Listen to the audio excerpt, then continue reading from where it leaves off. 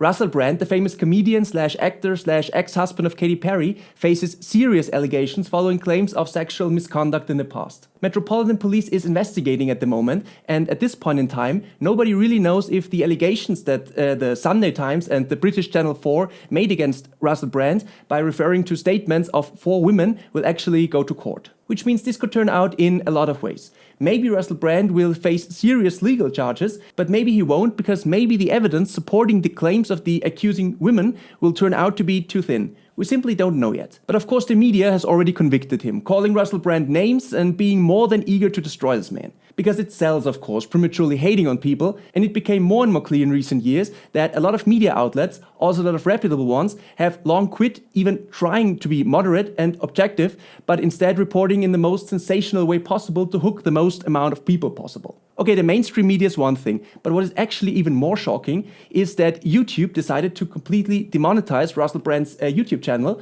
that has at this point of time over 6.5 million followers, and thereby taking away all of Russell Brand's income because of allegations that could turn out to be true or not. And to demonetize a YouTube channel is pretty much the same thing as firing someone from his job without any hard evidence if this someone has committed a crime or not. Okay, we probably don't have to worry that Russell Brand is somehow gonna starve or something, but still this whole thing is a pretty harsh reminder of what YouTube as a company is willing to do in order to be on the right side of things. I mean, everybody who has ever watched British TV in his or her life will soon have realized that it can be pretty crazy at times. And Russell Brand was practically the impersonation of craziness. Whenever I watched old interviews with him, especially when women were involved, I was actually pretty stunned that these interviews have not long been taken down and Russell Brand sued by at least 1,000 different people during a certain era.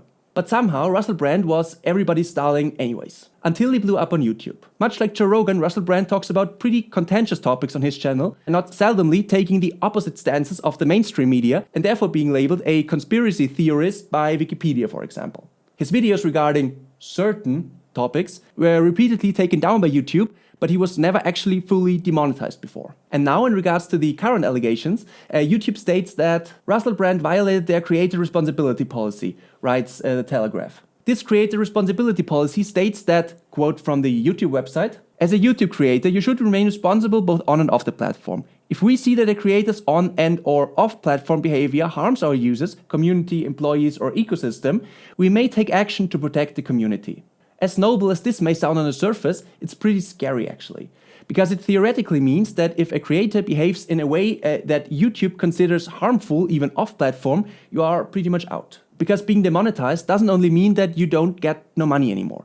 It also means that the reach of your videos is restricted, so your video is probably not getting pushed out as much as a video that is monetized. Of course, if you have 6 million subscribers on YouTube, it probably won't hit you as hard as a smaller creator, but still. And in the case of Russell Brand, he's not legally convicted yet. I mean, there's not even a case against him yet. And it's not that a certain movement, for all the good that it has undoubtedly done, encouraging more women to speak out, etc., there's also no doubt that there actually are people that are taking advantage of the whole situation. A lot of lives were actually destroyed by being wrongly Me Too'd. I mean, just take Kevin Spacey as an example. After years of legal battles, only a few weeks ago he was found not guilty of any charges that he was accused of.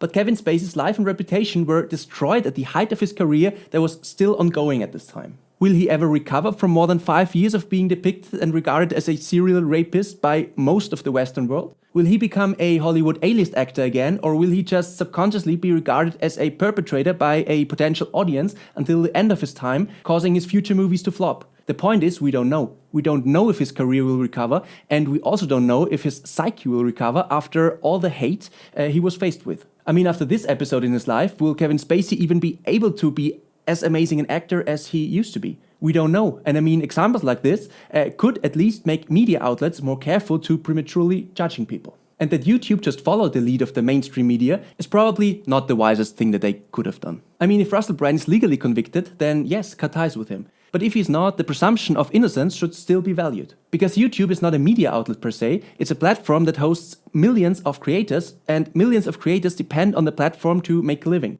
And YouTube still has a reputation that by and large it still respects free speech, at least to a certain degree, and at least way more than other platforms. It's gonna be pretty interesting what will happen if YouTube should choose to become more and more restrictive in the future. Maybe even more people will turn to Rumble then, which is growing pretty fast actually, with already around 78 million monthly users. Of course still tiny compared to YouTube's 2.7 billion users, but things can change pretty quickly in our modern times. Amidst all the hate, there are at least some voices in the mainstream media that are a little more cautious regarding their stance on the whole Russell Brand affair. And it's actually relieving to see that at least there are still some reasonable people as well that are not simply joining in a matter that could turn out to be a witch hunt in the end. People that understand that waiting and seeing and not jumping to conclusions is probably the wisest, most objective choice at this point. But what are your thoughts about the whole affair? Please leave a comment down below. Thanks for watching and see you next time.